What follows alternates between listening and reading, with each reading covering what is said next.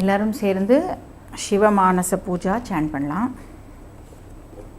ஓம் ரத்னை கல்பிதமாசனம் ஹிமஜலை ஸ்நானம் ச திவ்யாம்பரம் நானாரத்ன விபூஷிதம் மிருகமத மோதாங்கிதம் சந்தனம் जाति चंपकबिल्वपत्ररचितं पुष्पं च धूपं तथा दीपं देवदयानिते पशुपते हृत्कल्पितं गृह्यताम् सौवर्णेन नवरत्नकण्ठरचिते पात्रे कृतं पायसम् भक्ष्यं पञ्चविधं वयोदतियुतं रम्भाफलं पानकं शाकानामयुतं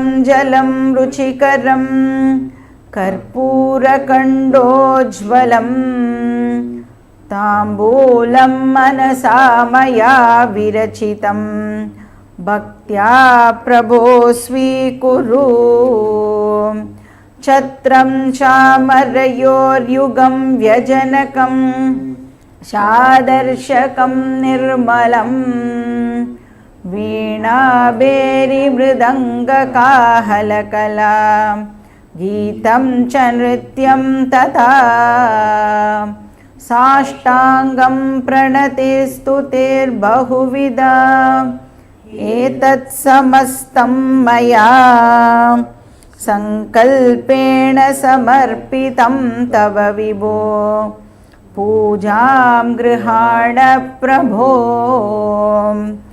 आत्मा त्वं गिरिजामदी सहचराः प्राणा शरीरं गृहं पूजा ते विषयोपभोगरचना निद्रा समाधिस्थितिः संचारः पदयो प्रदक्षिणविधिः स्तोत्राणि सर्वा गिरः यत् कर्म करोमि तत्तदखिलं शम्भोदवाराधनम्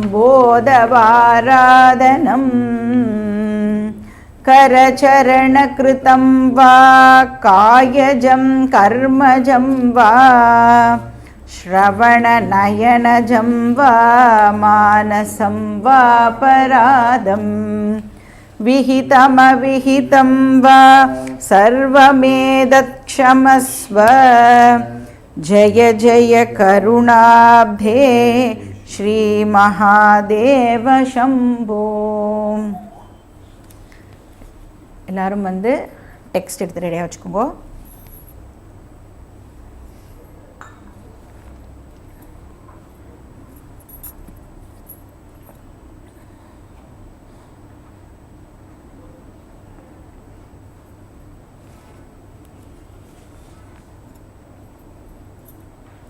हरि ओम गुरुवे शरणम.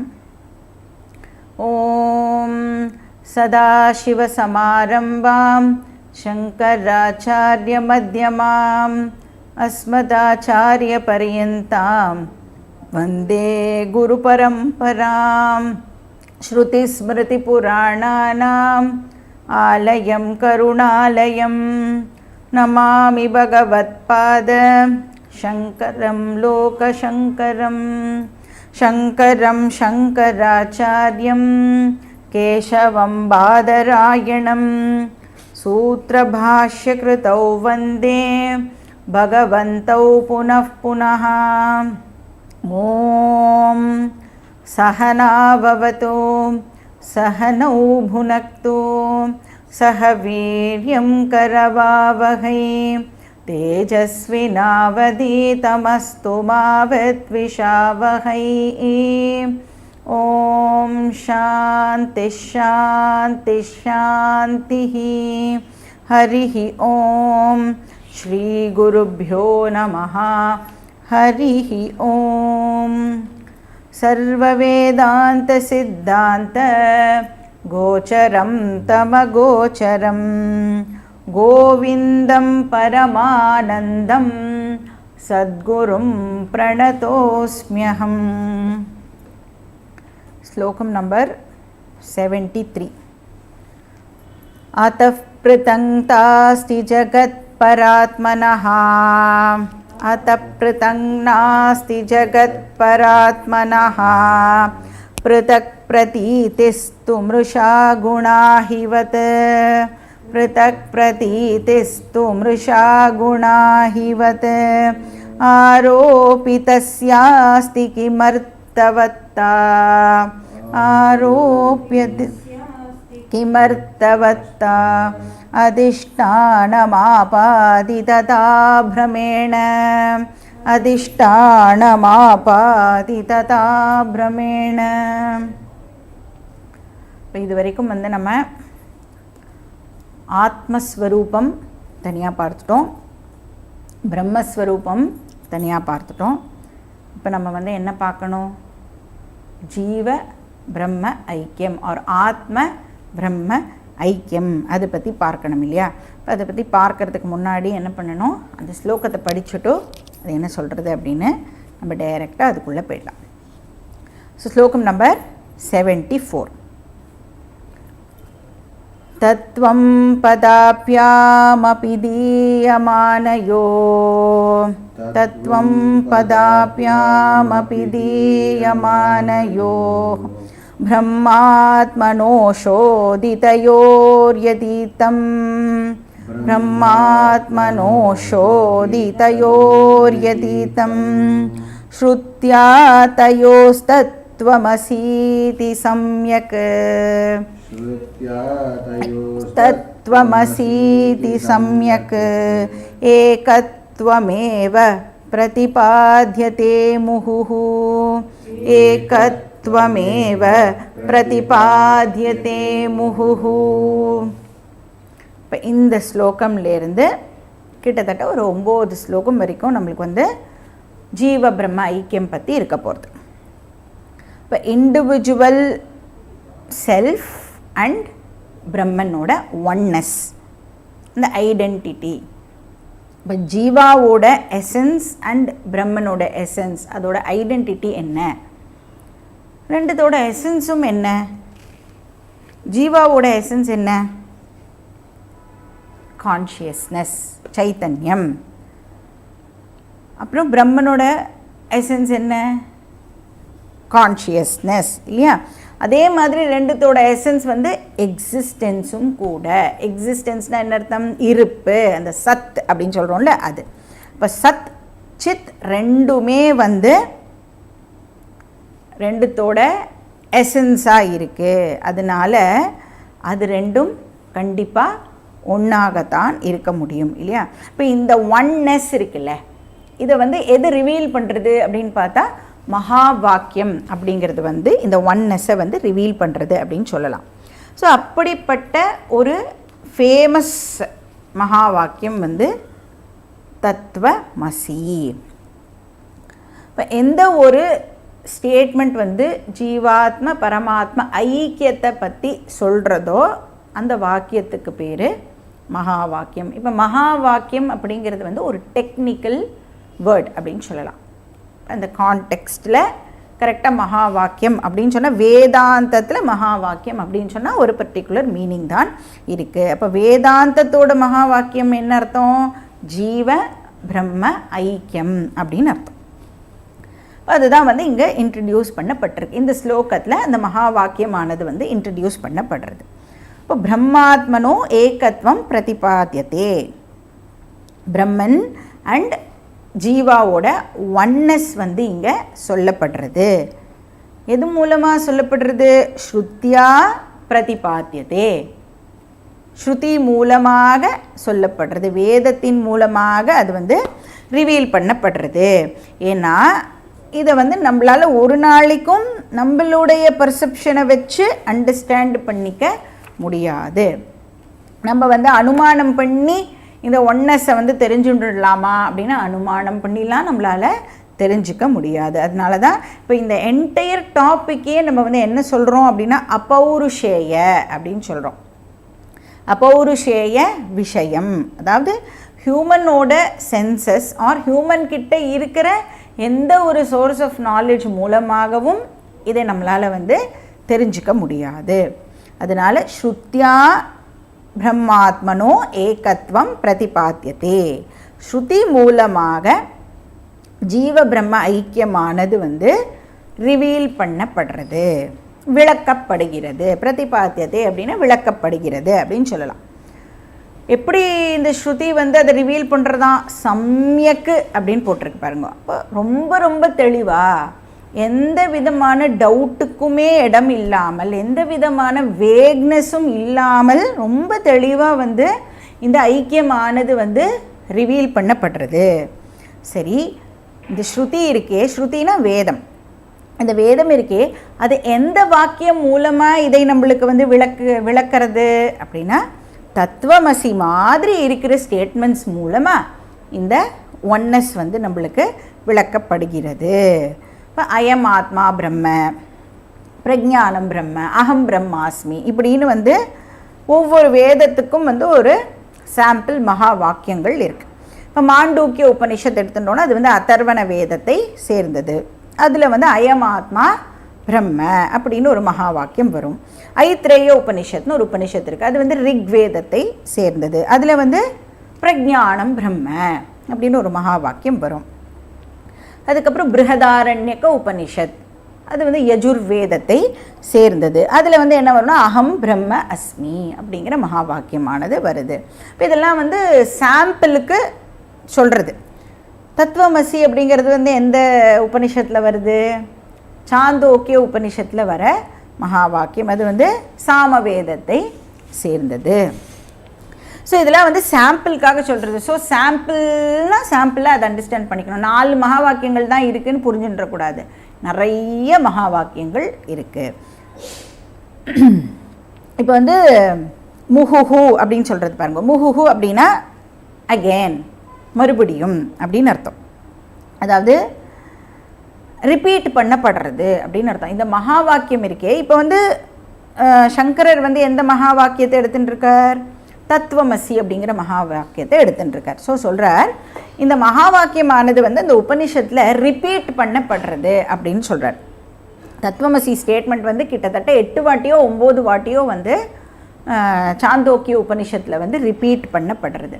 இப்போ உபனிஷத் அப்படின்னு எடுத்துட்டாலே வந்து ஒரு குரு ஒரு சிஷ்யா இருப்பா இல்லையா? அவள் 2 பேருக்கு நடுவில் நடக்கிற டயலாக் தான் உபனிஷத்னு நம்ம பார்த்துருக்கோம்.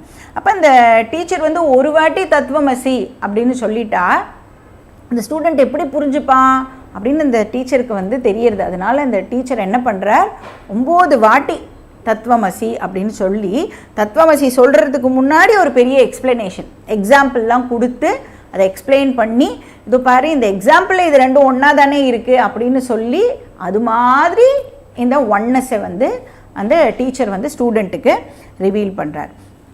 இப்போ வந்து இந்த ஸ்ருதி வேதம் இருக்குல்ல, இந்த வேதத்தோட திங்கிங் பேட்டர்ன் இருக்கும்ல. இப்போ நம்ம வந்து ஒரு பர்சனோட நம்ம வந்து மூவ் பண்ணணும் அப்படின்னு சொன்னால் என்ன சொல்லுவோம்? அந்த பர்சனோட ஃப்ரீக்குவன்சிக்கு ஏற்ற மாதிரி நம்மளுக்கும் வந்து சிந்திக்க தெரியணும், அவளுக்கு ஈக்குவலாக அப்போ தான் நம்மளால் வந்து பேச முடியும் அப்படின்லாம் சொல்லுவோம்ல. அதே மாதிரி இந்த வேதத்தோட திங்கிங் பேட்டர்னுக்கு நம்ம வந்து நம்மளை ரேஸ் பண்ணிக்கிறதுக்கு ட்ரை பண்ணோம். அப்படி நம்ம வந்து அதே திங்கிங் பேட்டர்னோட சிங்க் ஆகிட்டோம் அப்படின்னு சொன்னால் வேதம் என்ன சொல்கிறதோ அப்படியே பளிச்சுன்னு நம்மளுக்கு வந்து புரிய ஆரம்பிச்சிடும். ஸோ ஆக்சுவலி பார்த்தா நம்ம எல்லாருமே வந்து ஓரளவுக்கு வந்து அந்த திங்கிங் பேட்டர்னை வந்து மேட்ச் பண்ணுற மாதிரி தான் எல்லாருமே இருக்கும்.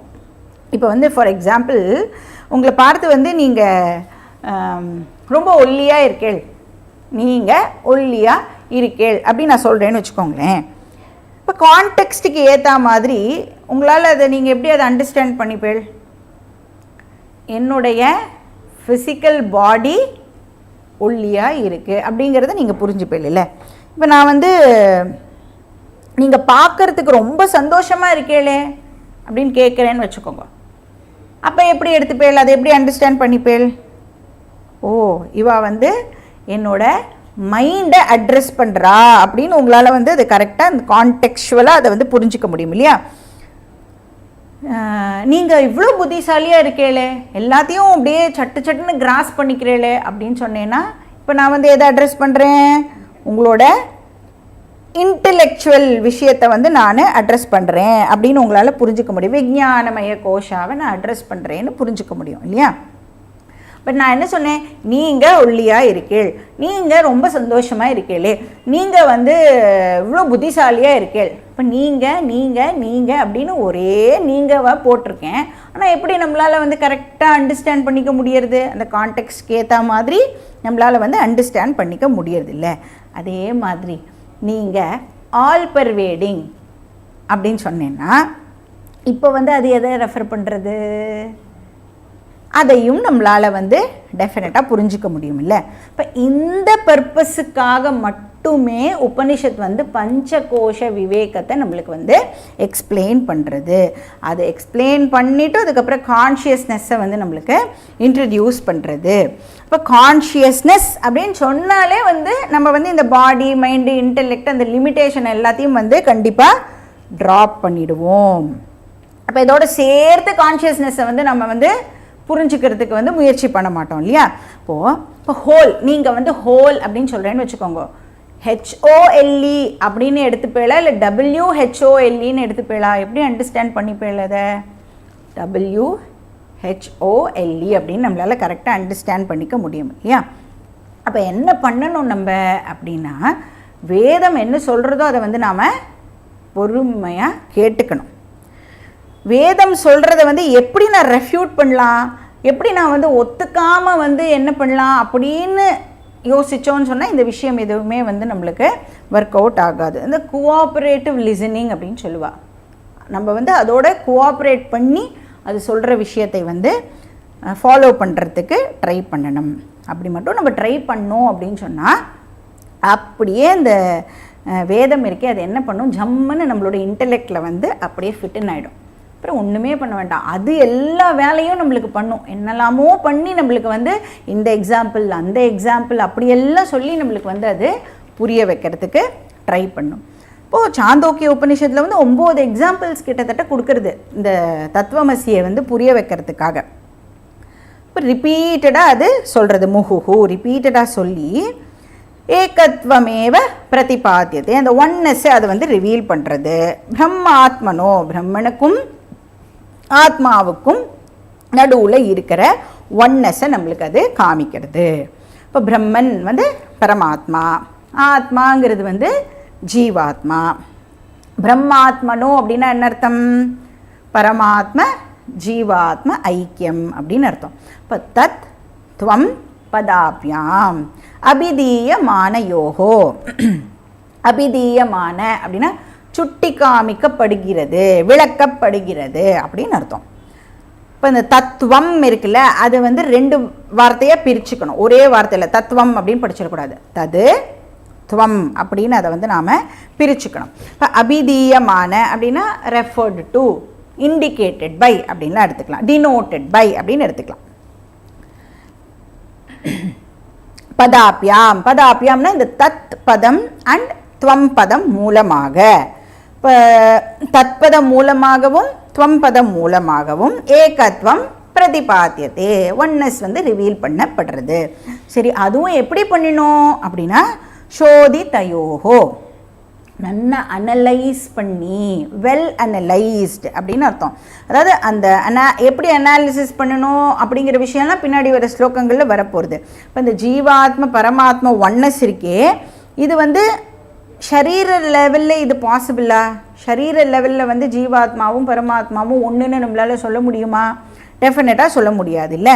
இப்போது ஏன்னா ஜீவாத்மா வந்து ஷரீர லெவலில் எடுத்துட்டோன்னா ஃபைனைட்டு, அப்புறம் அழிவுக்கு உட்பட்டது, லிமிட்டெட், அதெல்லாம் நம்ம சொல்லலாம் இல்லையா. பரமாத்மா வந்து இன்ஃபினிட், இம்மார்டல். அப்போது எப்படி வந்து பிரம்மனும் இண்டிவிஜுவலும் வந்து சேமாக இருக்க முடியும்? ஜீவாத்மாவோட ப்ராப்பர் மீனிங் நம்மளுக்கு வந்து புரிஞ்சிருக்கணும். அந்த ப்ராப்பர் மீனிங் இருக்குல்ல, அதுக்கு பேர் சோதி தத்துவம். அப்போ ஒரு வார்த்தையோட சரியான அர்த்தத்தை கிரகிக்கிறதுக்கு பேர் சோதனா அப்படின்னு பேர். அப்போ அனலைஸ் பண்ணி அதனுடைய ப்ராப்பர் மீனிங்கை நம்ம வந்து அண்டர்ஸ்டாண்ட் பண்ணிக்கணும். இப்போ எந்த மிஸ்கன்செப்ஷனும் இல்லாமல் கரெக்டாக புரிஞ்சுக்கிறது, அதுதான் வந்து சோதி தயோகோ, அனலைஸ் பண்ணி, வெல் அனலைஸ் பண்ணி அப்படின்னு அர்த்தம், நல்லா அனலைஸ் பண்ணி. இப்போ இந்த ஸ்லோகம் வந்து மகா வாக்கிய விசாரத்துக்கு ஒரு இன்ட்ரோடக்டரி ஸ்லோகமாக இருக்குது. பிரதிஜ்ஞா ஸ்லோகம் அப்படின்னு சொல்லலாம். இப்போ இதுதான் வந்து பின்னாடி வர ஸ்லோகங்களில் இதே விஷயமானது வந்து இலாபரேட் பண்ணப்பட போகிறது. இப்போ இத்தம் அப்படின்னு சொல்கிறார். இத்தம் அப்படின்னா இன் திஸ் மேனர், இந்த மாதிரி. எந்த மேனரில்? இப்போ துவம் அப்படிங்கிறது வந்து ஜீவாத்மாவையும், தது அப்படிங்கிறது வந்து பரமாத்மாவையும் ரிவீல் பண்ணுறதுன்னு பார்த்தோமே அப்படின்னு சங்கரர் வந்து இத்தம்ங்கிற வார்த்தை மூலமாக நம்மளுக்கு சொல்கிறார். இப்போ துவம் பதம் வந்து எப்படி பார்த்தோம்? பஞ்சகோஷ விவேகம் மூலமாக துவம் பதத்தை நாம் வந்து அனலைஸ் பண்ணோம். இப்போ துவம் பத விசாரம் ஆல்ரெடி ஓவர். தத்பதத்தை எப்படி நம்ம அனலைஸ் பண்ணோம்? தத்பதார்த்தம் வந்து அனலைஸ் பண்ணி முடிச்சிட்டோம். என்ன பண்ணோம்? தட்டஸ்த லக்ஷணம், ஸ்வரூப லக்ஷணம் ரெண்டும் டிஸ்கஸ் பண்ணினது மூலமாக நம்ம வந்து தத்பதார்த்த விசாரத்தையும் வந்து முடிச்சுட்டோம் அப்படின்னு சொல்லலாம். இப்போ இதெல்லாம் நாம் முன்னாடி டிஸ்கஸ் பண்ணோமே அப்படின்னு சங்கரர் இந்த இடத்துல இத்தம் சொல்கிறார், ரிமைண்ட் பண்ணுறார், நம்ம பண்ணோம்ல அப்படின்னு கேட்குறார். இப்போ இப்படி தானே இது சொல்லப்பட்டது.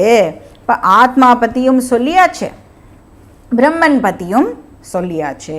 அப்போ பிரைடும் ரெடி, பிரைட் க்ரூமும் வந்து இப்போது ரெடி. இப்போ அவள் ரெண்டு பேரையும் நம்ம என்ன பண்ணணும்? இப்போது ஒன்றா சேர்க்கணும்.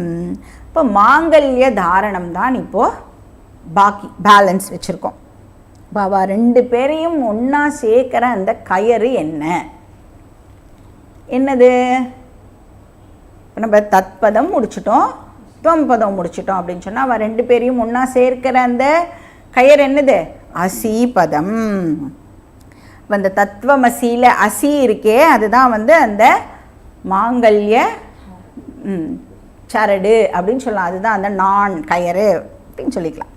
ஸோ அதுதான் வந்து ஐக்கிய விசாரம், அசீபத விசாரம். அது என்ன அப்படின்னு இப்போது அடுத்த ஸ்லோகத்தில் சொல்லப்பட்டிருக்கு. அந்த ஸ்லோகம் படிச்சுட்டு நம்ம வந்து பார்க்கலாம். ஸ்லோகம் நம்பர் 75. ஐக்கியம் தயோர் லக்ஷிதயோர் நவாச்யயோ, தயோர் லக்ஷிதயோர் வாச்யயோர் நிகத்யதேன்யோன்யவிருத்ததர்மிணோः நிகத்யதேன்யோன்யவிருத்ததர்மிணோः கத்யோதபான்வோரிவ ராஜபிருத்யயோ.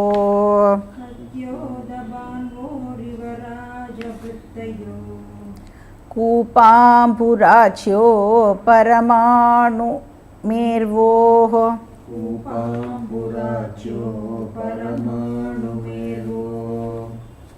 இப்போ சங்கரர் வந்து மகா வாக்கிய அனாலிசிஸ்குள்ளே என்டர் பண்ணுறார்.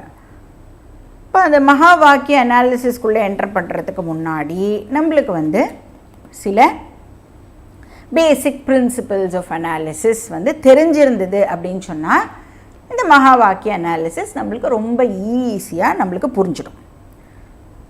இப்போ என்ன பேசிக் பிரின்சிபிள் அனாலிசிஸில் அப்படின்னா, ஃபஸ்ட்டு ஒரு விஷயத்தை நாம் நல்லா அண்டர்ஸ்டாண்ட் பண்ணிக்கணும். இப்போது எந்த ஒரு வார்த்தையை நாம் எடுத்துட்டாலும் அந்த வார்த்தைக்கு வந்து ஒரே ஒரு அர்த்தம் தான் இருக்கணும்னு அவசியம் கிடையாது. கரெக்டாக? இப்போ ஒரு வார்த்தை எடுத்துட்டோன்னா அந்த வார்த்தைக்கு ஒன்றுக்கு மேலான அர்த்தங்கள் இருக்கிறதுக்கான சான்சஸ் இருக்குது. அது எந்த லாங்குவேஜில் எடுத்துட்டாலும் ஒரு வேர்டுக்கு நிறைய மீனிங்ஸ் இருக்கிறதுக்கு பாசிபிலிட்டி உண்டு. இப்போ வந்து ஒரு வார்த்தையை, இப்போ ஒரு வார்த்தை வந்து அதோட மீனிங்கை வந்து ஒரு ஸ்பெசிஃபிக் மெத்தடு மூலமாக நம்மளுக்கு கம்யூனிகேட் பண்ணுறது. இப்போ ஒரு வார்த்தை அப்படின்னு எடுத்துனோன்னா அந்த வார்த்தை என்ன பண்ணணும்? ஆக்சுவலாக அந்த வார்த்தை வந்து நம்மளுக்கு ஏதோ ஒரு அர்த்தத்தை வந்து கம்யூனிகேட் பண்ணணும் இல்லையா? அந்த வார்த்தை சொன்னால் எனக்கு அதுக்கான அர்த்தமானது வந்து நான் வந்து கிரகிச்சுக்கணும். இதுதான் அந்த வார்த்தையோட வேலை. இப்போ அந்த வார்த்தை வந்து அர்த்தத்தை கம்யூனிகேட் பண்ணுறதில்ல, அது கம்யூனிகேட் பண்ணுறதுக்கு அந்த வார்த்தை வந்து சில டைப்ஸ் ஆஃப் மெத்தட்ஸை யூஸ் பண்ணுறது. ஸோ அது மாதிரி அந்த மெத்தட் ஆஃப் கம்யூனிகேஷன் இருக்குல்ல, ஒரு வார்த்தை தன்னுடைய அர்த்தத்தை வெளிப்படுத்திக்கிறதுக்கு யூஸ் பண்ணுற ஒரு மெத்தட், அந்த மெத்தடுக்கு பேர் நம்ம என்ன சொல்கிறோம் அப்படின்னா விருத்தி அப்படின்னு சொல்கிறோம். விருத்தி அப்படிங்கிறது வந்து அகெயின் அ டெக்னிக்கல் நேம். அப்படின்னா என்ன அர்த்தம்? இந்த கான்டெக்ஸ்டில் விருத்தி அப்படின்னு சொன்னால் என்னென்னு புரிஞ்சுக்கணும், அந்த ஒரு வார்த்தையானது தன்னோட அர்த்தத்தை கம்யூனிகேட் பண்ணிக்கிறதுக்கு ஒரு பர்டிகுலர் மெத்தடை யூஸ் பண்ணுறது, அந்த மெத்தடுக்கு பேர் விருத்தி அப்படின்னு சொல்கிறோம், நேம் அப்படின்னு சொல்லலாம். ஒரு வார்த்தையோட ஃபங்க்ஷனுக்கு பேர் விருத்தி அப்படின்னு சொல்லலாம்.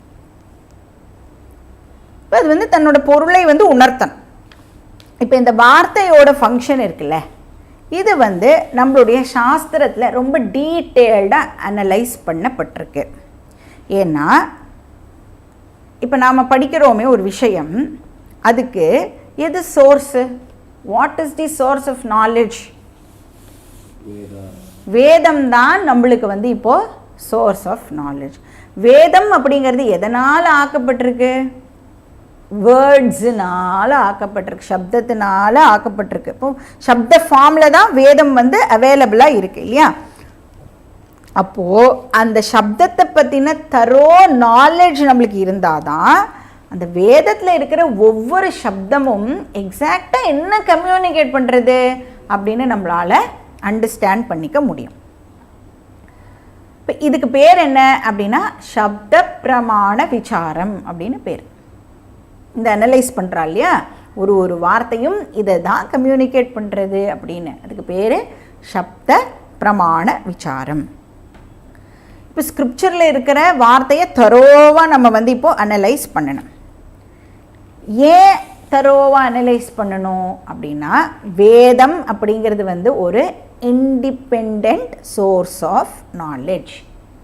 சோர்ஸ் ஆஃப் நாலேஜ் தான் பிரமாணம் அப்படின்னு சொல்கிறோம். பிரமாணம் அப்படின்னா அறிவை கொடுக்கக்கூடிய கருவி. எது மூலமாக நம்மளுக்கு வந்து ஒரு அறிவானது கிடைக்கிறதோ அதுக்கு பேர் நம்ம பிரமாணம் அப்படின்னு சொல்கிறோம். மீன்ஸ் ஆஃப் நாலேஜ் அப்படின்னு சொல்லலாம். இப்போ வேதம் நம்மளுக்கு வந்து ஒரு அறிவை கொடுக்கறதில்ல, ஒரு நாலேஜை வேதம் கொடுக்கறதே, அந்த நாலேஜை வந்து நாம் வேறு எந்த பிரமாணம் மூலமாகவும் கிராஸ் வெரிஃபை பண்ண முடியாது.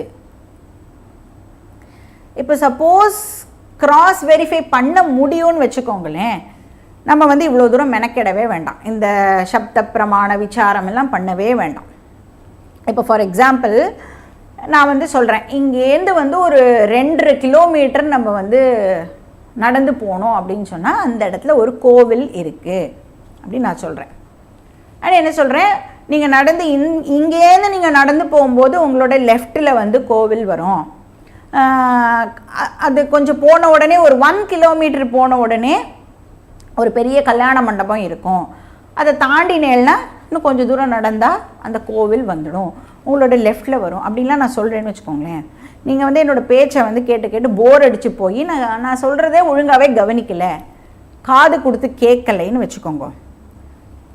காது கொடுத்து கேட்கலைனாலும் உங்களால் போய் அந்த கோவிலை இப்போது ஐடென்டிஃபை பண்ணிட முடியும். எப்படி பண்ண முடியும்? அதை இங்கேருந்து சும்மா நடந்து போக ஆரம்பித்தா என்ன ஆகும், அந்த கோவில் வந்து ஆட்டோமேட்டிக்காக நம்மளோட கண்ணில் இப்போது தெரியும். 2 கிலோமீட்டர் போன உடனேயே வந்து வாட்டெவர் அந்த கல்யாண மண்டபத்தை பார்த்துருவோம். நான் சொன்னது லெஃப்டில் இருக்கா ரைட்டில் இருக்கா அதெல்லாம் நீங்கள் ஒழுங்காக கவனிக்கலைன்னா கூட என்ன ஆகும், அங்கே போனால் நம்மளோட கண்ணு வந்து என்ன பண்ணிவிடும், இப்போ அந்த கோவிலில் நம்மளுக்கு காமிச்சு கொடுத்துடும். ஸோ என்னோடய இன்ஸ்ட்ரக்ஷன்ஸை ப்ராப்பராக கவனிக்கலைனாலும் நம்மளால் வந்து கோவிலை இப்போ கண்டுபிடிச்சிட முடியும். இப்போ இந்த கோவில் அப்படிங்கிற விஷயத்தில் நம்மளுக்கு 2 சோர்ஸ் ஆஃப் நாலேஜ் இருக்குது. என்னது, ஒன்று வந்து என்னுடைய வார்த்தை, இன்னொன்று வந்து நம்மளுடைய ஓன் பர்செப்ஷனே. அப்போ இதை வந்து இன்னொரு விஷயத்தினால கிராஸ் வெரிஃபை பண்ண முடியறது, அதனால நம்ம வந்து மெனக்கெடாமல் அப்படியே போயிடலாம். ஆனால் வேத சப்தத்தை பொறுத்த வரைக்கும் அது வந்து ஒரு விஷயத்தை டீல் பண்ணுறதில்ல, வேதம் நம்மளுக்கு ஒரு சப்ஜெக்ட் மேட்டரை பற்றி சொல்லி கொடுக்கறதில்ல, அது வந்து வேறு எந்த பிரமாணத்துக்கும் அன்ஃபார்ச்சுனேட்லி நாட் அவைலபிள். அப்படின்னா என்ன அர்த்தம்? வேதமானது நம்மளுக்கு வந்து ஒரு யூனிக் நாலேஜை கொடுக்கறது. இப்போ யூனிக் நாலேஜை வந்து அது கொடுக்கறது அப்படின்னு சொல்லிட்டாலே வேறு எந்த பிரமாணத்துக்கும் அந்த ஏரியாக்குள்ள அனுமதி கிடையாது. வேறு எந்த பிரமாணமும் அந்த ஏரியாக்குள்ளே நுழையவே முடியாது அப்படின்னு சொல்லலாம். ஆக்சசிபிளே கிடையாது அப்படின்னு சொல்லலாம். இப்போ ரூபங்கள் பார்க்கணும், ரூபங்கள் எனக்கு தெரியணும், I want to know the shape of something அப்படின்னு சொன்னால் நான் எந்த பிரமாணத்தை பயன்படுத்தணும்? கண்ணு பிரமாணத்தை தான் நான் பயன்படுத்தி ஆகணும். கண்ணு தான் வந்து ஷேப்பை ரிவீல் பண்ணக்கூடிய இன்ஸ்ட்ருமெண்ட் ஆஃப் நாலேஜ். இப்போ சப்போஸ் எனக்கு கண்ணு சரியாக தெரியலை அப்படின்னு சொன்னால் நான் காதால் ட்ரை பண்ணி அது என்ன ஷேப்புன்னு என்னால் தெரிஞ்சுக்க முடியுமா? கண்டிப்பாக முடியாது. இப்போ எனக்கு கண்ணு சரியாக தெரியலை அப்படின்னு சொல்லி என் பக்கத்தில் இருக்கிறவாக்கிட்ட வந்து கொஞ்சம் அது என்ன ஷேப்புன்னு பார்த்து சொல்லு அப்படின்னு தான் நான் சொல்லுவேன். பார்த்து சொல்லுனாலே என்ன அர்த்தம்? அவளும் வந்து அவளுடைய கண்ணை வச்சு தான் நம்மளுக்கு அது என்ன ஷேப்புன்னு சொல்ல முடியும். அப்போ கண்ணு கொடுக்குற அறிவை வேறு எந்த பிரமாணத்தினாலையும் கொடுக்க முடியாது. அண்டு கண்ணு கொடுக்குற அறிவை வேறு எந்த பிரமாணம் வச்சாவது கிராஸ் வெரிஃபை பண்ண முடியுமா? கிராஸ் வெரிஃபையும் பண்ண முடியாது. அப்போ கண்ணு கிவ்ஸ் அ யூனிக் நாலேஜ். அதே மாதிரி சாஸ்திரம் வந்து ஒரு சக்ஷுஹு அப்படின்னு சொல்கிறோம், வேத சக்ஷுஹு.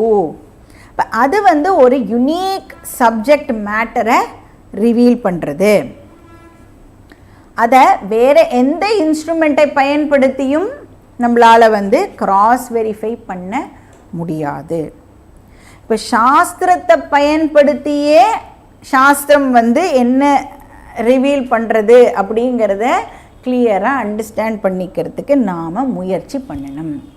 இப்போ சப்போஸ் எனக்கு வந்து சாஸ்திரம் சொல்லி கொடுக்கறது புரியலை, ஆர் வேகாக இருக்காது, என்ன சொல்ல வர்றதுன்னு எனக்கு தெரியலை அப்படின்னு சொன்னால் இப்போ நான் வந்து சயின்ஸ் கிட்ட போய் ஹெல்ப் கேட்க முடியுமா அப்படின்னா ஹெல்ப் என்னால் கேட்க முடியாது. பிகாஸ் சயின்ஸ்னால் சாஸ்திரம் கொடுக்குற அறிவை வெரிஃபை பண்ண முடியாது. அப்போ என்ன பண்ணணும்? மறுபடியும் சாஸ்திரம் கிட்டேயே போய் அது என்ன சொல்கிறது அப்படின்னு விசாரம் பண்ணி பார்க்கணும். இல்லை இப்போவும் எனக்கு வேகாக தான் இருக்குது அப்படின்னு சொன்னால் இப்போ என்ன பண்ணலாம்? மறுபடியும் சாஸ்திரம் கிட்டேயே தான் போய் நாம் அது என்ன சொல்கிறது அப்படின்னு கேட்டாகணும். சரி, எவ்வளோ காலத்துக்கு இப்படியே பண்ணணும்? எப்போ நம்மளுக்கு அந்த யூனிக் நாலேஜ் வந்து நம்ம அடையிறோமோ அது வரைக்கும் இப்படியே சாஸ்திரம் கிட்ட போய் தான் அது என்ன சொல்ல ட்ரை பண்ணுறது அப்படிங்கிறத நாம் கேட்டுட்டே இருக்கணும். ஏன்னா அந்த நாலேஜ் ஒன்று கொடுக்கறதில்ல சாஸ்திரம், அதை வந்து வேறு எந்த பிரமாணம் மூலமாகவும் சீச்சி இது தப்பு அப்படின்னு சொல்ல முடியாது, ஆமாம் இது கரெக்டு அப்படின்னும் சொல்ல முடியாது. வேறு எந்த பிரமாணத்தினாலையும் அதை கிராஸ் வெரிஃபையும் பண்ண முடியாது, கான்ட்ரடிக்டும் வந்து பண்ண முடியாது. அப்போ பல ஜென்மம் ஆனாலும், எவ்வளோ ஜென்மம் ஆனாலும் என்ன பண்ணணும்? we don't have a choice. சாஸ்திரம் கிட்டேயே போய் தான் சாஸ்திரம் என்ன சொல்கிறது அப்படிங்கிறத நாம் கேட்டு தெரிஞ்சுக்கணும். ஸோ சாஸ்திரத்திலேருந்து எப்படி இந்த யூனிக் நாலேஜை நாம் எக்ஸ்ட்ராக்ட் பண்ணுறது, அதுக்கு வந்து ஒரு டீப் அனாலிசிஸ் நம்மளுடைய முன்னாடி இருந்தவாள்லாம் பண்ணியிருக்கான். அதை தான் விருத்தி அப்படின்னு சொல்கிறோம். இப்போ விருத்தி அப்படின்னா லிட்ரலாக வந்து பிரவிருத்தி அப்படின்னு அர்த்தம், ஃபங்க்ஷன் அப்படின்னு அர்த்தம். இப்போ ஃபங்க்ஷன் ஆஃப் அ வேர்ட் அப்படின்னு பார்த்தோம்ல விருத்தி அப்படின்னா, இப்போ அதோட மீனிங்கை கன்வே பண்ணுறதுக்கு அந்த வார்த்தை பிரயோகப்படுத்துகிற ஒரு மெத்தட் அப்படின்னு சொல்லலாம் விருத்தி அப்படின்னா. அப்போது ஒரு வார்த்தை வந்து டிஃப்ரெண்ட் டைப்ஸில் தன்னோட மீனிங்கை கன்வே பண்ணலாம், கரெக்டாக? அதனால நிறைய டைப்ஸ் ஆஃப் விருத்தி இருக்கிறதுக்கு சான்சஸ் இருக்குது. இப்போ அதில் ஒரு பேர், ஒரு விருத்தியோட பேர் என்ன? அபிதா விருத்தி அப்படின்னு பேர். அப்படின்னா என்ன அர்த்தம்னா, ப்ரைமரி ஃபங்க்ஷன் மூலமாக தன்னுடைய மீனிங்கை அந்த வார்த்தை வந்து கம்யூனிகேட் பண்ணிக்கிறதுன்னு அர்த்தம். அதாவது பாப்புலர் மீனிங் அப்படின்னு சொல்லுவோம்ல, அது அது வந்து அபிதாவிருத்தி, அதாவது பிரசித்தி பெற்ற பேர். இப்போ ஒரு வார்த்தை சொன்னோம் அப்படின்னா எல்லாருமே வந்து அந்த வார்த்தைக்கு அதே மீனிங்கை தான் எடுத்துப்பான். அதை என்ன சொல்கிறோம் நம்ம, ப்ரைமரி மீனிங் அப்படின்னு சொல்கிறோம். அப்போ அந்த வார்த்தையை சொன்னாலே டைரெக்டாக அது வந்து ஒரு அர்த்தத்தை கொடுக்கறதே. அப்போ அந்த மெத்தட் ஆஃப் கம்யூனிகேஷனுக்கு பேர் அபிதாவிருத்தி. அபிதாவிருத்தி ஒன்றா. நெக்ஸ்ட் என்னென்னா லக்ஷண விருத்தி அப்படின்னு பேர், அடுத்த மெத்தடுக்கு பேர். அப்படின்னா என்ன அர்த்தம், அது தன்னோட மீனிங்கை டைரக்டாக அப்படியே அந்த வார்த்தையை வந்து கொடுத்துடாது. அப்போ அந்த மீனிங்கை என்ன பண்ணும், அது இம்ப்ளை பண்ணி அந்த மீனிங்கை வந்து இப்போ அந்த வார்த்தை கன்வே பண்ண போகிறது. அப்போ இட் இஸ் நாட் பாப்புலர். இப்போ செகண்டரி மீனிங் அப்படின்னு எடுத்துக்கணும். ஸோ முதல்து வந்து ப்ரைமரி மீனிங் சொன்னால் இதான் மீனிங் அப்படின்னு தெரிஞ்சு விடுறது. லக்ஷண விருத்தி அப்படின்னா செகண்டரி மீனிங் அப்படின்னு அர்த்தம். இம்ப்ளை பண்ணுறது மூலமாக அந்த வார்த்தை வந்து தன்னுடைய அர்த்தத்தை கம்யூனிகேட் பண்ணுறது. இப்போ இந்த அபிதாவிருத்தி லக்ஷண விருத்தி இது ரெண்டு தான் நம்மளுடைய அனாலிசிஸ்க்கு தேவைப்படுற விருத்தி. ஸோ நம்ம பாக்கியெல்லாம் பார்க்கல. ஒரு கவுனி விருத்தி அந்த மாதிரிலாம் நிறைய விருத்திகள்லாம் இருக்குது. இப்போ வந்து சிங்க குட்டிடா நீ அப்படின்னு ஒருத்தரை பார்த்து சொல்கிறோன்னு வச்சுக்கோங்க, நிஜம் சிங்க குட்டியா அது என்ன அர்த்தம், அது ஃபிகரேட்டிவாக சிங்கக்குட்டி மாதிரி இருக்கு நீ அப்படின்னு சொல்கிறோம்ல, ஒரு பவர்ஃபுல்லாக ஒரு பௌருஷமாக இருக்கிறத நம்ம அது மாதிரி சொல்லணும். ஸோ ஒரு ஃபிகரேட்டிவ் எக்ஸ்ப்ரெஷன், அதுக்கு பேர் வந்து கவுனி விருத்தி அப்படின்னு சொல்கிறோம். இப்போ நாம் வந்து அபிதாவிருத்தி லக்ஷண விருத்தி இது ரெண்டத்தை தான் கான்சென்ட்ரேட் பண்ணுவோம். இப்போது ஒரு வேர்டு தன்னோட மீனிங்கை அபிதாவிருத்தி மூலமாக கன்வே பண்ணித்து அப்படின்னு சொன்னால் அதுக்கு பேர் வாச்சியார்த்தா. வாச்சியார்த்தம் அப்படின்னு சொன்னால் என்ன அர்த்தம், ப்ரைமரி மீனிங். இப்போ விருத்திக்கும் அர்த்தத்துக்கும் நம்மளுக்கு டிஃப்ரென்ஸ் தெரியணும். விருத்திங்கிறது மெத்தடு, அர்த்தம்னா மீனிங். எந்த மெத்தட் மூலமாக மீனிங்கை கன்வே பண்ணுறதும் அந்த மெத்தடோட பேருக்கு பேர் விருத்தி அப்படின்னு சொல்கிறோம். அப்புறம் அர்த்தம்னா மீனிங்கே. இப்போ இதே மீனிங் வந்து லக்ஷண விருத்தி மூலமாக கம்யூனிகேட் ஆச்சு அப்படின்னு சொன்னால் அதுக்கு பேர் என்ன, லக்ஷ்யார்த்தா. அப்போது ஒவ்வொரு வார்த்தைக்கும் என்ன இருக்கும், வாச்சியார்த்தமும் இருக்கும் லக்ஷ்யார்த்தமும் இருக்கும். ப்ரைமரி மீனிங்கும் இருக்கும் செகண்டரி மீனிங்கும் இருக்கும். இப்போ சாஸ்திரத்தில் மட்டும் இல்லாமல் நம்மளுடைய ரெகுலர் கம்யூனிகேஷனில் கூட ஒரு வார்த்தைக்கும் வந்து ப்ரைமரி மீனிங்கும் இருக்கும் செகண்டரி மீனிங்கும் இருக்கும். இப்போது ஒரு வேர்டுக்கு வந்து ப்ரைமரி மீனிங்கும் இருக்குது செகண்டரி மீனிங்கும் இருக்குது அப்படின்னு சொன்னால் அது என்ன அர்த்தத்தை சொல்ல வருது, என்ன அதை கம்யூனிகேட் பண்ண ட்ரை பண்ணுறது அப்படின்னு நாம் அண்டர்ஸ்டாண்ட் பண்ணிக்கிறதுல கன்ஃபியூஷன் இருக்கிறதுக்கு சான்ஸ் இருக்குல்ல. ரெண்டுமே இருந்ததுன்னா எதை நான் எடுத்துக்கணும் அப்படிங்கிறத கன்ஃபியூஷன் வரத்துக்கு டெஃபினட்டாக சான்ஸ் இருக்குது. இப்போ வேர்ட்ஸ் அப்படின்னாலே என்ன அர்த்தம், எதுக்கு பயன்படுத்துகிறோம் வார்த்தைகளை, கம்யூனிகேட் பண்ணுறதுக்காக தான் வார்த்தைகளை நாம் பயன்படுத்துகிறோம். இப்போ ரெண்டு மீனிங் இருந்தால் நான் வந்து ஒரு அர்த்தத்தில் சொல்ல, நீங்கள் வந்து இன்னொரு அர்த்தத்தில் புரிஞ்சுண்டேல் அப்படின்னு சொன்னால் என்ன ஆகும், பிரச்சனை ஆகும். அதுக்கு தான் சாஸ்திரம் சொல்கிறது, நாம் வந்து யாரோட பேச்சை கேட்கும் பொழுதோ இல்லை ஏதாவது ஒரு புக்கு படிக்கும் பொழுதோ நம்மளுடைய ஜாப் என்ன அப்படின்னா ஃபஸ்ட்டு என்ன பண்ணணும் அப்படின்னா ப்ரைமரி மீனிங்கை அப்ளை பண்ணணும். முதல்ல ஒரு வார்த்தை படிக்கிறோம் அப்படின்னா ஃபஸ்ட்டு என்ன பண்ணணும், அதனோட ப்ரைமரி மீனிங், பாப்புலராக ஒரு மீனிங், எல்லோரும் ஒரு மீனிங் வச்சுருப்பால, பாப்புலர் மீனிங்கை அப்ளை பண்ணிடணும். ஏன்னா ப்ரைமரி மீனிங் தான் ரொம்ப பவர்ஃபுல் மீனிங். அதை வந்து என்ன சொல்கிறா அப்படின்னா முக்கிய விருத்தி அப்படின்னும் அதுக்கு பேர் இருக்குது. ஏன்னா ரொம்ப முக்கியமான மீனிங் அது, அதனால தான் அது வந்து பாப்புலராகவும் இருக்கு இல்லையா. அதை ஃபஸ்ட்டு வந்து அப்ளை பண்ணி பார்த்துடணும். சரி, அப்போ எங்கே பின்ன நான் வந்து செகண்டரி மீனிங் அப்ளை பண்ணணும் அப்படின்னா ப்ரைமரி மீனிங்கை பிரயோகப்படுத்தி பார்த்துட்டோ அந்த சென்டென்ஸ் வந்து எனக்கு ஒரு அர்த்தத்தையும் கொடுக்கல, அந்த சென்டென்ஸ் வந்து அனர்த்தமாக இருக்குது அப்படின்னு நான் ஃபீல் பண்ணுறேன்னா இப்போ அந்த சென்டென்ஸ் வந்து மீனிங்ஃபுல்லாக இல்லை அப்படின்னு சொன்னால், இல்லை கான்ட்ரடிக்ஷன் ஏற்படுறது அப்படின்னு சொன்னால், நான் இப்போ என்ன பண்ணணும், ப்ரைமரி மீனிங்க்கு பதிலாக செகண்டரி மீனிங்கை இப்போ நான் யூஸ் பண்ணணும், அப்ளை பண்ணணும். இப்போ வாக்கிய விருத்தி அப்படின்னு ஒரு டெக்ஸ்ட் இருக்குது சங்கரரோடது. எங்கே எதை அப்ளை பண்ணணும் அப்படிங்கிறத சொல்லி கொடுக்கறதுக்கே ஒரு டெக்ஸ்ட் அவர் வந்து பண்ணியிருக்கார். அதில் சொல்கிறார், மானாந்தர விரோதே து முக்கியார்த்தஸ்ய பரிகிரகே முக்கியார்த்தேன வினாபூதே பிரதிதிர் லக்ஷணோச்சியதே. ப்ரைமரி மீனிங்கை அப்ளை பண்ணி பாரு. முதல்ல சென்டென்ஸ் வந்து if it makes sense no problem, அதோட நிறுத்திடும். பட் அப்ளை பண்ணி if it doesn't make any sense then என்ன பண்ணணும், லக்ஷண விருத்தியை அப்ளை பண்ணு, செகண்டரி மீனிங்கை அப்ளை பண்ணு அப்படின்னு சொல்கிறார். இப்போ கேள்வியே எப்படி இந்த செகண்டரி மீனிங்கை அரைவ் பண்ணுறது? ஏன்னா இதுதான் வந்து மீனிங்கை கம்யூனிகேட் பண்ண போகிறது. ஃபஸ்ட் மீனிங் நான் ப்ரைமரி மீனிங் அப்ளை பண்ணிட்டேன், தப்பாக எனக்கு வந்து அனர்த்தமாக எடுத்து, நான் இப்போ செகண்டரி மீனிங்கை வந்து எப்படி அரைவ் பண்ணுறது? இப்போ நான் அப்ளை பண்ணணும் அப்படின்னா அது அரைவ் பண்ணுறதோடைய விஷயமும் எனக்கு தெரியணும்ல. இப்போ நம்மளுடைய டிரான்சாக்ஷன்ஸ்லேயே மோஸ்ட்டாக பார்த்தோம் அப்படின்னு சொன்னால், எப்படி மேக்ஸிமம் எதால் டிரான்சாக்ட் பண்ணுறோம்னா வாயால் தான் நம்ம எல்லாருமே வந்து டிரான்சாக்ட் பண்ணிகிட்டு இருக்கோம். பிழைக்கிறதே வாயை வச்சுட்டு தான் நம்ம எல்லாருமே பிழைக்கிறோன்னு சொல்லலாம். என்ன வேணால் நம்மளால் பண்ணாமல் இருக்க முடியும், பேசாமல் இருக்க முடியுமா நம்மளால்? முடியவே முடியாது. இப்போ நம்ம வீட்லேயே வந்து இப்போ நிறைய ப்ராப்ளம்ஸ் ஏற்படுறதுன்னு வச்சுக்கோங்களேன். எதனால அப்படின்னு யோசிச்சு பார்த்தா, நீ அன்றைக்கி அப்படி சொன்னல அப்படின்னு தான் நம்ம கேட்போம்ல. என்ன நீ அன்றைக்கி அப்படி தானே சொன்னேன்னு கேட்போம். இப்போ உடனே நாம் என்ன சொல்லுவோம், நான் அந்த அர்த்தத்தில் ஒன்று அப்படி சொல்லலை அப்படின்னு சொல்லுவோம்.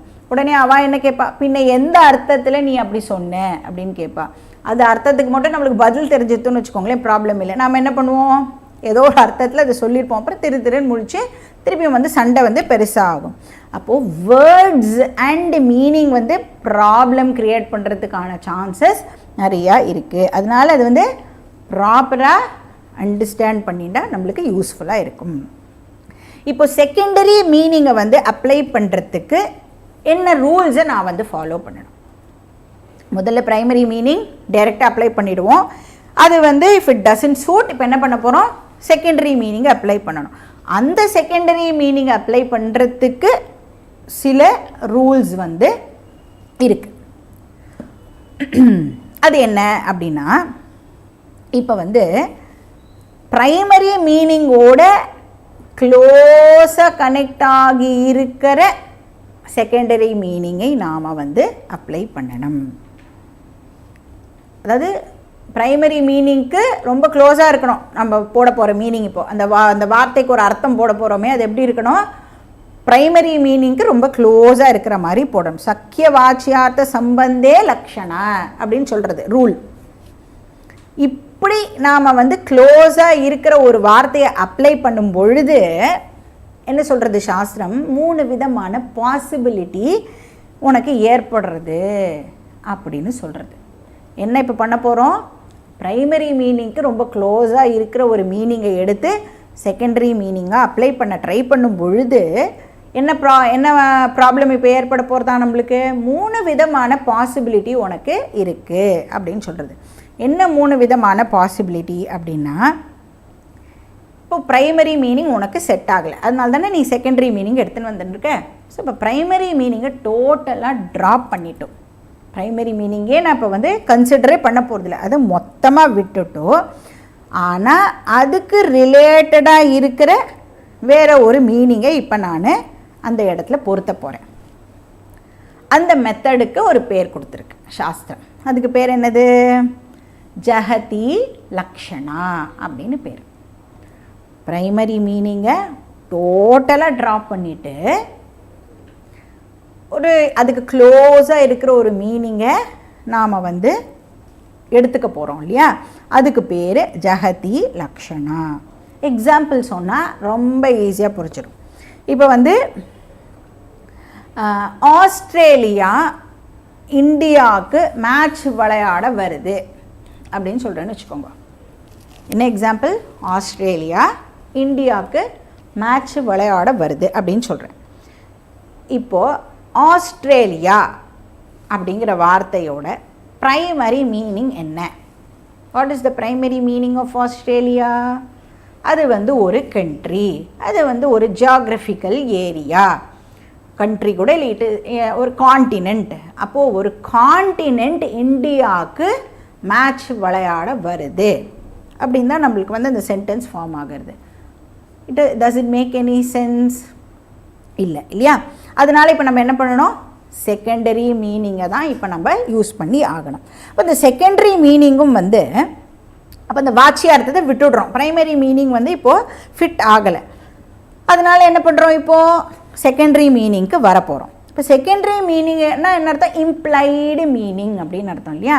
இப்போ வந்து அந்த ஏரியாவை ட்ராப் பண்ணிட்டோம். ஆஸ்திரேலியா அப்படிங்கிற காண்டினென்ட் இப்போ நம்ம வந்து டோட்டலாக ட்ராப் பண்ணிட்டோம். ஏன்னா அதான் ப்ரைமரி மீனிங்கில் அதை ட்ராப் பண்ணிட்டோம்.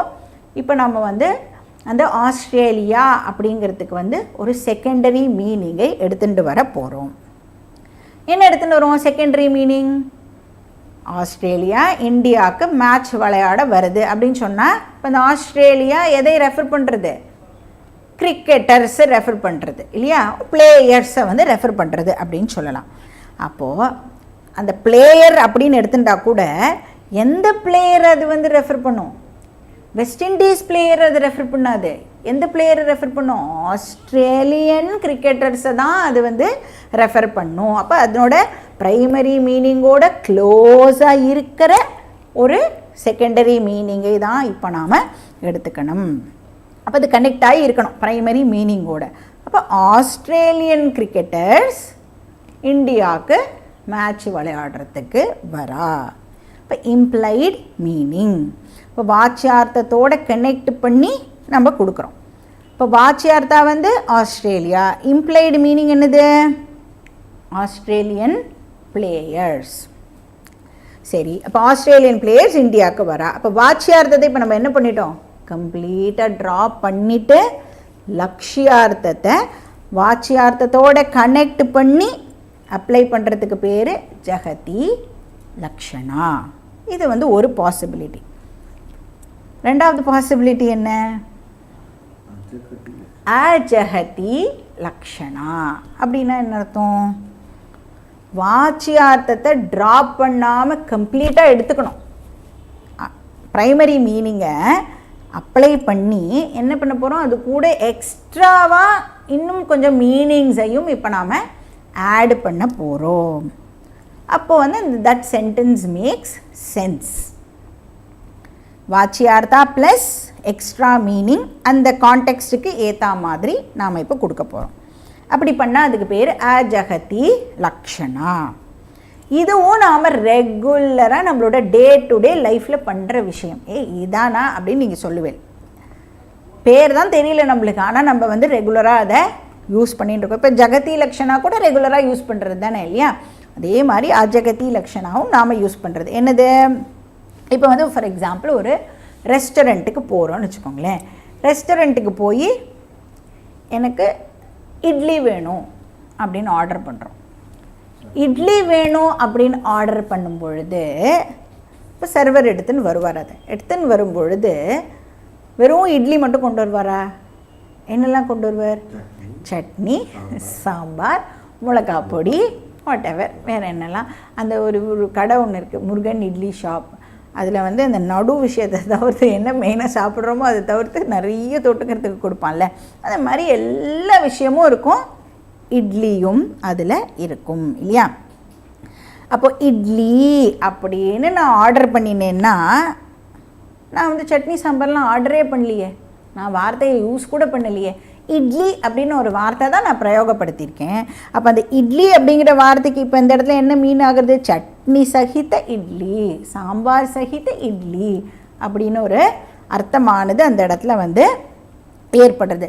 இன்ஃபேக்ட் பிளேட் சகித இட்லி அப்படின்னு சொல்லலாம். இட்லி எங்கே வச்சு சாப்பிட்றது? நான் தட்டெல்லாம் ஆர்டர் பண்ணவே இல்லையே. இப்போ தட்டு ப்ளஸ் ஆல் அக்கம்பனிமெண்ட்ஸ், அப்புறம் நான் கேட்ட இட்லி எல்லாமே வந்து அதில் வருது இல்லையா? இதுக்கு பேர் அஜகதி லக்ஷணா. இப்போ அடிஷ்னல் திங்ஸும் வந்து அந்த ஒரு வார்த்தை வந்து கம்யூனிகேட் பண்ணியிருக்கு அப்படின்னு அர்த்தம். இப்போ நான் இட்லின்னு சொன்னால் அந்த சர்வர்னால் என்ன புரிஞ்சுக்க முடியுறது, இது எல்லாத்தையும் நான் வந்து அது கூட சேர்த்து எடுத்துகிட்டு வரணும் அப்படின்னு அவனால் புரிஞ்சிக்க முடியுது. இப்போ சப்போஸ் இட்லி, எனக்கு இட்லி வேணும் அப்படின்னு சொன்னதை அவள் ஜெகதி லக்ஷணாவாக எடுத்துட்டா என்ன ஆகும்? என்ன ஆகும் யோசிச்சு பாருங்க.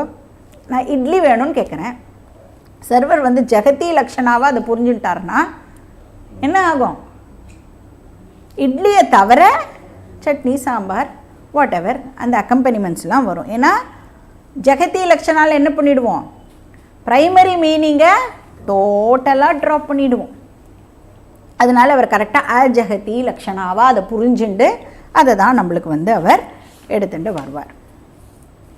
இப்போது ரோட்டில் வந்து ஆட்டோ ஓடுறது, வண்டி ஓடுறது அப்படிலாம் சொல்கிறோம். அப்படின்னா என்ன அர்த்தம்? வண்டி ஓடுறதுன்னா வண்டியால் எங்கேயாவது ஓட முடியுமா? வண்டி ஓடுறதுன்னா என்ன மீன் பண்ணி சொல்கிறோம்? இப்போ வண்டி மட்டும் ஓடிட்டுன்னு வச்சுக்கோங்களேன், நம்ம வந்து ஒரு இடத்துல பார்க் பண்ணிட்டு வந்திருப்போம், அது எங்கேயோ ஓடிடுது அப்படின்னா வேற ஒரு இடத்துல போய் தான் அந்த வண்டியை நம்ம எடுத்துக்கணும்.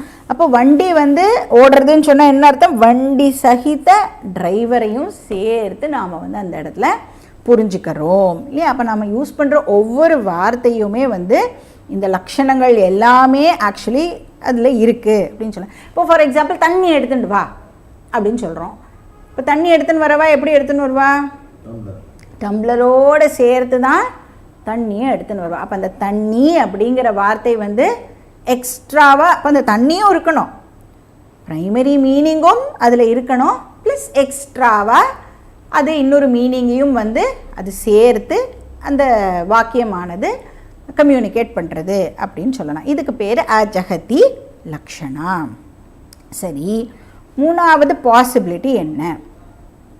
இப்போ ப்ரைமரி மீனிங்கை டோட்டலாக விட்டுடாமல் at the same time primary மீனிங்கை டோட்டலாக எடுத்துக்காமல் இருக்கிறது தான் மூணாவது பாசிபிலிட்டி. ஸோ ஃபஸ்ட்டு பாசிபிலிட்டியில் ப்ரைமரி மீனிங்கை டோட்டலாக ட்ராப் பண்ணிடுறோம், செகண்ட் பாசிபிலிட்டியில் ப்ரைமரி மீனிங்கை எடுத்துக்கிறோம், மூணாவது பாசிபிலிட்டியில் ப்ரைமரி மீனிங்கை டோட்டலாகவும் ட்ராப் பண்ணாமல் டோட்டலாகவும் எடுத்துக்காமல் இருக்கிறது. இப்போ ஜகத்தியில் வந்து ட்ராப் பண்ணிடுறோம் இல்லையா, அப்போ அஜகத்தியில் எடுத்துக்கிறோம். அதனால் இதுக்கு பேர் என்னென்னா ஜகதி அஜகதி லக்ஷணா அப்படின்னு மூணாவது பாசிபிலிட்டியோட பேர். அதுக்கு இன்னொரு பேரும் வெரி பாப்புலர் நேமும் அதுக்கு இருக்குது. அதுக்கு பேர் என்ன? பாகத்யாக லக்ஷணா அப்படின்னும் பேர் அதுக்கு. இப்போ ப்ரைமரி மீனிங்கை பார்ட்லி ட்ராப் பண்ணுறது, ப்ரைமரி மீனிங்கை பார்ட்லி எடுத்துக்கிறதுக்கு பேர் பாகத்யாக லக்ஷணா ஆர் ஜகதி அஜகதி லக்ஷணா. இதுக்கு வந்து ஜென்ரல் எக்ஸாம்பிள் என்ன கொடுப்பா அப்படின்னா மாம்பழம் எக்ஸாம்பிள் கொடுப்பா. இப்போ மாம்பழம் எடுத்துக்கோ, மாம்பழம் சாப்பிடு அப்படின்னு சொல்கிறான்னு வச்சுக்கோங்க நம்மக்கிட்ட யாராவது. இப்போ இந்த மாம்பழம் அப்படிங்கிறது வந்து நம்ம வந்து ஒரு ப்ரைமரி மீனிங் ஆஃப் மாம்பழம் அப்படின்னு எடுத்துட்டோன்னா அது வந்து எதை ரெஃபர் பண்ணும்? மாம்பழம் ப்ளஸ் அதுக்குள்ளே இருக்கிற அதனோட சீடு, கொட்டை இருக்குல்ல மாம்பழம், அதெல்லாம் சேர்த்து தான் அது வந்து ஆக்சுவலாக ரெஃபர் பண்ணுறது.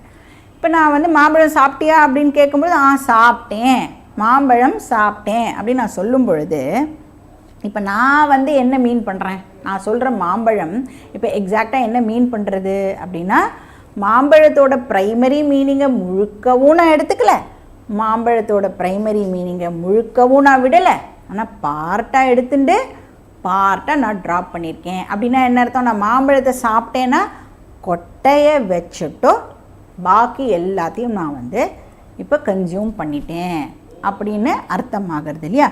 அப்போ பார்ட்லி எடுத்துக்கிறோம், பார்ட்லி ட்ராப் பண்ணுறோம். இப்போ சப்போஸ் நான் வந்து இன்னொரு எக்ஸாம்பிள் பார்க்கலாம். இப்போ வந்து நான் ஒரு இடத்துக்கு போகிறேன்னு வச்சுக்கோங்களேன், அந்த இடம் வந்து முன்னாடி வந்து ஒரு பார்க்காக இருந்தது, இப்போ வந்து அதில் வந்து நிறைய பில்டிங்லாம் கட்டிட்டா அப்படின்னு வச்சுக்கலாம். ஆனால் நான் வந்து அந்த இடத்துக்கு போய் இப்போது அந்த பில்டிங்லாம் இப்போ கட்டியிருக்காலே அந்த இடத்துக்கு இப்போ போய் நான் வந்து ஒரு பர்டிகுலர் பிளேஸை வந்து காமிச்சு இந்த இடத்துல தான் வந்து ஊஞ்சல் இருந்தது, நான் வந்து இந்த இடத்துல ஊஞ்சலில் ஆடியிருக்கேன், ஒரு 30 years பேக் 20 years பேக் நான் வந்து இங்கே ஊஞ்சல் ஆடியிருக்கேன் அப்படின்னு சொல்லும் பொழுது இப்போ நான் வந்து மீன் பண்ணுறது என்ன ஆக்சுவலாக, நான் மீன் பண்ணுறது என்னோடய ஓல்டு பிளேஸை நான் வந்து மீன் பண்ணுறேன். அப்போது நான் இப்போ நின்றுட்டுருக்கிறது வந்து நியூ பிளேஸ் இல்லை. அப்போ அந்த நியூ பிளேஸை டோட்டலாகவும் நான் வந்து கன்சிடர் பண்ணலை, அந்த நியூ பிளேஸை டோட்டலாகவும் நான் ட்ராப் பண்ணாமல் பார்ட்டாக எடுத்துக்கிறேன். பார்ட்டாக அந்த இடத்த மட்டும் ட்ராப் பண்ணிவிட்டு இப்போ நான் மீன் பண்ணுறது என்னோடய ஓல்டு மெமரி, என்னோடய மெமரியில் இருக்கிற அந்த பழைய இடத்த வந்து நான் ஆக்சுவலாக மீன் பண்ணுறேன் இல்லையா. ஸோ மென்டலாக அந்த பில்டிங் இல்லாத இடத்த இப்போ நான் வந்து கம்யூனிகேட் பண்ணுறதுக்கு ட்ரை பண்ணுறேன். அப்போ அதுக்கு பேர் பாகத்யாக லக்ஷணா. இப்போ வந்து நான் கவலையாக இருக்கேன் அப்படின்னு சொன்னால் அந்த நான் அப்படிங்கிற வேர்டு இருக்குல்ல, அது ஜென்ரலாக யூஸ் பண்ணும் பொழுது எதெல்லாத்தையும் அதில் வந்து நம்ம ஆக்சுவலாக இன்க்ளூட் பண்ணுவோம். பாடி, மைண்டு, சென்ஸு, இன்டெலெக்டு எல்லாமே அந்த நான்குள்ளே அடக்கம் இல்லையா. இப்போ வந்து நான் கவலையாக இருக்கேன் அப்படின்னு சொன்னால் இந்த இடத்துல நான் அதுக்கு என்ன அர்த்தம்? பாடி கவலையாக இருக்கா, இன்டெலெக்ட் கவலையாக இருக்கா, சென்ஸ் ஆர்கன்ஸ் கவலையாக இருக்கா, எது கவலையாக இருக்குது? அப்போ அந்த ஐ அப்படிங்கிறது வந்து ஃபுல் ப்ரைமரி மீனிங்கே ரெஃபர் பண்ணலை. ஃபுல் ப்ரைமரி மீனிங்னா பாடி, மைண்ட், சென்ஸு, இன்டெலெக்ட் எல்லாத்தையும் எடுத்துக்கணும். சரி, எல்லாத்தையுமே ட்ராப் பண்ணிடுறோமா அப்படின்னா எல்லாத்தையும் ட்ராப் பண்ணலை. இப்போது ஒரு பர்டிகுலர் பார்ட்டை மட்டும் நான் எடுத்துக்கிறேன். அப்போது முழுக்கவும் விடலை, முழுக்கவும் எடுத்துக்காமல் ஒரு போர்ஷனை மட்டும் நான் வந்து ரெஃபர் பண்ணுறேன். அப்போ என்னோடய மைண்டு பார்ட்டை வந்து அது ரெஃபர் பண்ணுறது அப்படின்னு சொல்கிறோம்ல. இப்போ இமோஷ்னல் பர்சனாலிட்டியை மட்டும் ரெஃபர் பண்ணுறது. இப்போ நான் குண்டு அப்படின்னு சொன்னால் அது எதை ரெஃபர் பண்ணுறது? பாகத்யாக லக்ஷணம் தான் ஆக்சுவலி அது. நான் குண்டு அப்படிங்கிறது வந்து எதை ரெஃபர் பண்ணுறது? என்னுடைய ஃபிசிக்கல் பாடியை வந்து ரெஃபர் பண்ணுறது. இப்போ பாடி பார்ட் குண்டு அப்படின்னு கரெக்டாக நம்ம வந்து புரிஞ்சுக்கிறோம் இல்லையா. இப்போ அந்த நான் அப்படிங்கிற வேர்டை யூஸ் பண்ணாலே நம்ம ஆக்சுவலாக வந்து பாகத்யாக லக்ஷணத்தை தான் யூஸ் பண்ணுறோம். ஏன்னா நான் அப்படிங்கிறது வந்து ஏதாவது ஒரு பார்ட் ஆஃப் ஐயை தான் வந்து ஒன் பர்டிகுலர் டைமில் வந்து ரெஃபர் பண்ணுறது. எஃபிஷியண்ட்டாக டெய்லி பாகத்யாக லக்ஷணமை நம்ம ஆக்சுவலி யூஸ் பண்ணிகிட்டுருக்கோம் அப்படின்னு சொல்லலாம். பேர் தான் தெரியல, ஆனால் நாம் அதை வந்து சாதாரணமாக யூஸ் பண்ணிகிட்ருக்கோம். இப்போ ஃபார் எக்ஸாம்பிள் இந்த ரூமில் நான் உட்காந்துட்டுருக்கேன் அப்படின்னு சொல்கிறேன்னு வச்சுக்கோங்க. ரூம் அப்படிங்கிற வார்த்தையே வந்து நாம் எப்படி புரிஞ்சுக்கிறோன்னா பாகத்யாக லக்ஷணம் பண்ணி தான் அந்த ரூம் அப்படிங்கிற வார்த்தைக்கு நாம் அர்த்தம் பண்ணிப்போம். ஏன் அப்படின்னா இந்த ரூமில் நான் உட்காந்துட்டுருக்கேன்னா என்ன அர்த்தம் தெரியுமா? ரூம் முழுக்க நான் உட்காந்துட்டுருக்கேன் அப்படின்னா நம்ம வந்து எடுத்துப்போம், அண்டர்ஸ்டாண்ட் பண்ணிப்போம். என்ன அண்டர்ஸ்டாண்ட் பண்ணிக்கிறோம்? ஹோல் ரூமையும் நம்ம கன்சிடர் பண்ணுறது இல்லை, ஹோல் ரூமையும் நம்ம ட்ராப் பண்ணாமல் ரூமில் இருக்கிற ஒரு போர்ஷனை மட்டும் நாம் எடுத்துட்டு இந்த போர்ஷனில் இந்த பர்சன் உட்காந்துன்னு இருக்கா அப்படின்னு நம்மளால் கரெக்டாக அண்டர்ஸ்டாண்ட் பண்ணிக்க முடியறது இல்லையா. இப்போ இதுக்கு பேர் பாகத்யாக லக்ஷணம். இதையே தான் இப்போ நாம் என்ன பண்ண போகிறோம்? மகா வாக்கியத்தோட கான்டெக்ஸ்டில் அனலைஸ் பண்ணணும். இப்போ மகா வாக்கியம் என்ன சொல்கிறது? தது துவம் அசி அப்படின்னு சொல்கிறதா? என்ன சொல்கிறதுனா யூ ஆர் காட் அப்படின்னு சொல்கிறது. அப்போ யூ அப்படிங்கிற வார்த்தையோடைய ப்ரைமரி மீனிங் என்ன? இந்த ஐ, அதை தான் வந்து யூ இல்லையா. அதில் எல்லாமே இப்போ இன்க்ளூடட். பாடி, மைண்டு, சென்ஸு, இன்டெலெக்ட் மொத்தமாக எல்லாமே இன்க்ளூடட். இப்படி சொல்லலாமா? பஞ்ச கோஷா ப்ளஸ் கான்ஷியஸ்னஸ் அப்படின்னு சொல்லலாமா அந்த ஐய? சரி, காட் அப்படிங்கிற வார்த்தைக்கு என்ன ப்ரைமரி மீனிங்? பிரம்மன் அப்படின்னு அர்த்தம். இன்ஃபேக்ட் பிரம்மன் ப்ளஸ் கிரியேட்டிவ் பவர். ஏன் நம்ம ஜகத்காரணம் பிரம்மன் அப்படின்னும் வேற வந்து இப்போ படித்தோம் இல்லையா. அப்போ ஜகத்தை கிரியேட் பண்ணுறதுக்கு பிரம்மனுக்கு மாயாசக்தியும் இருக்கணும். இப்போ மாயாசக்தியுடன் கூடிய பிரம்மன். இப்போ ப்ரைமரி மீனிங் ஆஃப் ஜீவாத்மா அண்ட் பரமாத்மாவை நாம் வந்து எடுத்துட்டோம் அப்படின்னு சொன்னால் என்றைக்குமே வந்து நம்மளால் ஐக்கியப்படுத்த முடியாது. ஏன்னா இந்த ஐ இருக்குல்ல, இது வந்து ஃபைனைட். பாடி, மைண்ட், சென்ஸ் காம்ப்ளெக்ஸோடு இருக்கிற ஐ வந்து ஃபைனைட்டு, லொக்கேட்டட். நான் இந்த சிருஷ்டிக்கு காரணமா? நான் இந்த சிருஷ்டிக்கு காரணம் இல்லை. இன்றைக்கி இருக்கேன், நாளைக்கு இருப்பேன் நானும் தெரியாது. பட் இதே பரமாத்மா எப்படி? ஜகத் காரணம் இல்லை, சிருஷ்டிக்கு காரணம், அழியாதது, நித்தியம். இப்போ மகா வாக்கியத்தோட கான்டெக்ஸ்டில் வந்து அபிதாவிருத்தி ஃபிட் ஆகாது. இப்போ வாச்சியார்த்தம் வேலைக்கு ஆகாது. இப்போ வாச்சியார்த்தம் வேலைக்கு ஆகாதுன்னா இப்போ நம்ம யார்கிட்ட போகணும்? லக்ஷியார்த்தத்தை தான் இப்போ நாம் எடுத்துக்கணும். இப்போ ஒன்ஸ் லக்ஷியார்த்தத்தை தான் இப்போ நம்ம அப்ளை பண்ணணும் அப்படின்னு சொன்னால் இதில் என்ன ப்ராப்ளம் வருது நம்மளுக்கு? எந்த லக்ஷணாவை நான் வந்து யூஸ் பண்ணணும்? ஏன்னா 3 பாசிபிலிட்டி இருக்குது. ஜகதி, அஜகதி, ஜகதி அஜகதி அப்படின்னு 3 பாசிபிலிட்டி இருக்குல்ல. இதில் ரொம்ப வந்து நீட்டி முழக்காமல் சொல்லிடுறேன். எதை எடுத்துக்க போகிறோம் அப்படின்னா பாகத்தியாக லக்ஷணத்தை தான் நம்ம வந்து யூஸ் பண்ண போகிறோம். அதை தான் யூஸ் பண்ணவும் முடியும் நம்மளால். இப்போ வந்து எப்படி யூஸ் பண்ண போகிறோம் அப்படின்னா, அப்படி யூஸ் பண்ணினா தான் அந்த சென்டென்ஸ் இருக்குல்ல, தது துவம் அசி அப்படிங்கிற சென்டென்ஸ் வந்து மீனிங்ஃபுல்லாக இருக்கணும் அப்படின்னு சொன்னால் இந்த லக்ஷியார்த்தத்தை பாகத்தியாக லக்ஷணம் மூலமாக யூஸ் பண்ணினால் மட்டுமே அந்த சென்டென்ஸ் நம்மளுக்கு மீனிங்கை கொடுக்க போகிறது. இப்போ ஜீவா எடுத்துக்கிறோன்னு வச்சுக்கோங்க. ஜீவா வந்து பியோர் கான்ஷியஸ்னஸ் மைனஸ் பஞ்சகோஷா. ஈஸ்வரா pure consciousness minus creative power. இப்போ பஞ்சகோஷாவையும் கிரியேட்டிவ் பவரையும் ரிமூவ் பண்ணிட்டோம் அப்படின்னு சொன்னால் இருக்கிறது என்னது? பியோர் கான்ஷியஸ்னஸ் மட்டும்தான் இருக்குது. இப்போ இந்த ஆங்கிள்லேருந்து ரெண்டும் ஒன்று தான். இன்ஃபேக்ட் 2 எங்கே இருக்குது? இப்போ நம்மளால் வந்து 2 இருக்குது அப்படின்னு கூட சொல்ல முடியாது இல்லையா? ஏகம் அத்விதீயம் சைத்தன்யம் ஏவ. இதுதான் வந்து டெவலப்மெண்ட்டாக இருக்க போகிறது. பாக்கி டீட்டெயில்ஸ் நம்ம நெக்ஸ்ட் கிளாஸில் பார்க்கலாம். ஓம் பூர்ணமதః பூர்ணமிதம் பூர்ணாத் பூர்ணமுதச்யதே பூர்ணஸ்ய பூர்ணமாதாய பூர்ணமேவாவசிஷ்யதே. ஓம் சாந்தி சாந்தி சாந்தி. ஹரிஹ ஓம். ஸ்ரீ குருப்யோ நமஹ. ஹரிஹ ஓம். நாளைக்கு ஈவினிங் வந்து திருக் திருஷ்ய விவேக ப்ரீமியர் இருக்கும். இன்னும் பேலன்ஸ் வந்து நம்மளுக்கு 2 கிளாஸ் தான் இருக்குது. நாளைக்கு ஒரு கிளாஸு, அதுக்கப்புறம் இன்னொரு கிளாஸில் வந்து we will have summary of திருக் திருஷ்ய விவேகம். அதனால் வந்து இன்னும் 2 கிளாஸ் தான் பேலன்ஸ் இருக்கிறதுனால எல்லோரும் வந்து